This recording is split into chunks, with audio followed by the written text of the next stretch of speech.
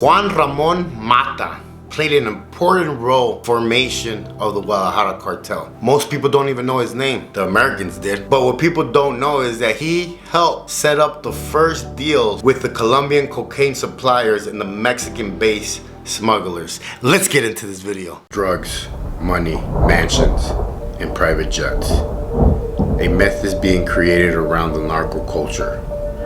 Narco culture has gone mainstream and can be seen in various areas like music, religion, soap operas, fashion, and language. But it's not all the pretty roses people like to see. Join me as I tell you the truth behind cartel life. This is Narco. Hey, what's up guys? My name is JC. I am raw and strong.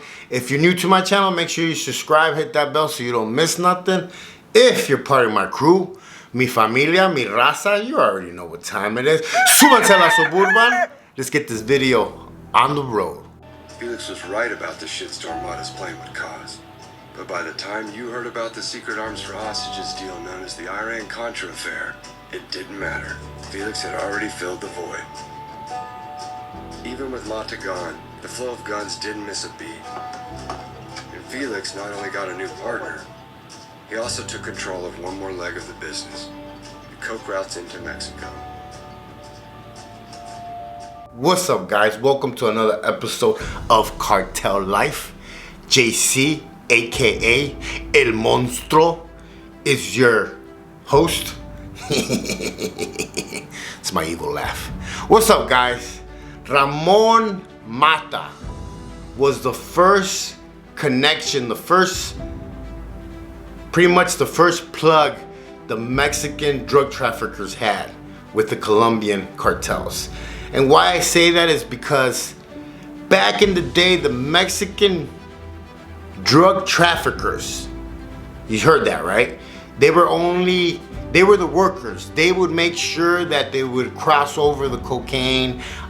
Most of the cocaine back in those days was going through Florida, into Puerto Rico, into Florida through that route, you know, from Colombia. This connections paved the way for a major change in the game in Mexico.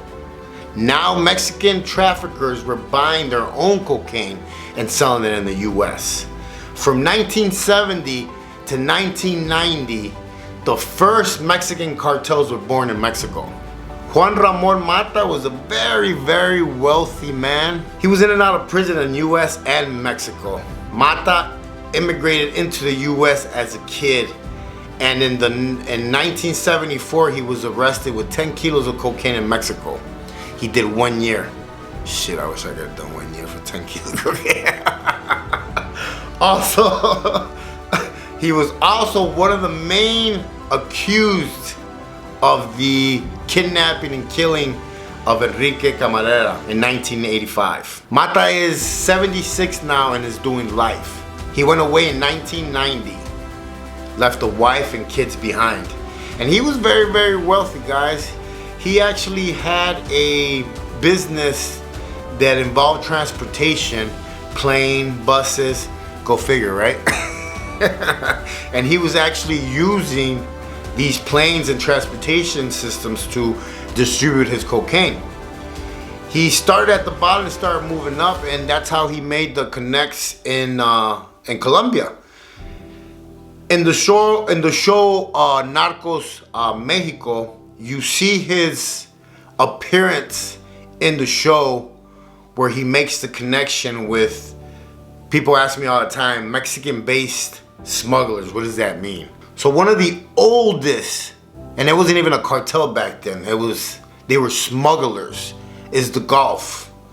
It's in history, you can look back, they were smuggling liquor and all types of stuff into the United States way back in the day. But like I said, they were smugglers, that's all they did.